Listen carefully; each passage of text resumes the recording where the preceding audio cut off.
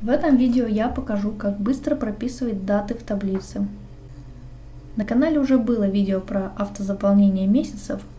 Вот так мы протягивали вниз и вправо, а Excel прекрасно подставлял значения месяцев. Но если в ячейке вместе с месяцем будет еще и год или полностью дата, то перед протягиванием надо убедиться в том, что тип исходной ячейки – дата. Это самый важный момент. Excel может либо сам автоматически преобразовать введенные значения в дату. Тогда в строке формул вы увидите полностью дату.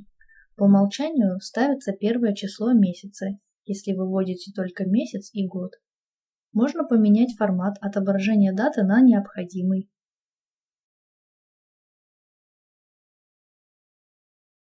В нашем случае это месяц и год.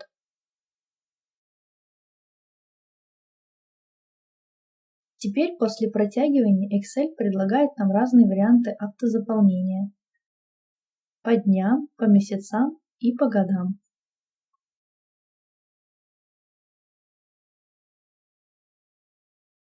Теперь рассмотрим случай, когда Excel не преобразовал введенные данные тип дата. Исходный тип ячейки текстовый.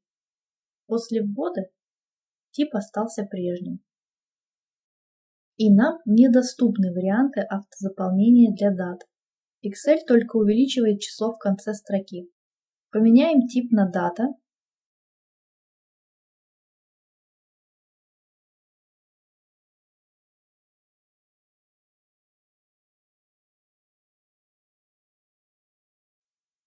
И введем исходную дату повторно.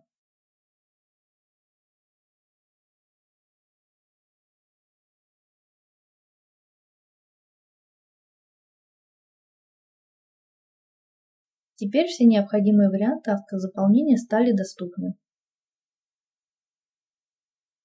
Задавайте свои вопросы в комментариях или пишите на почту, которая указана внизу под видео.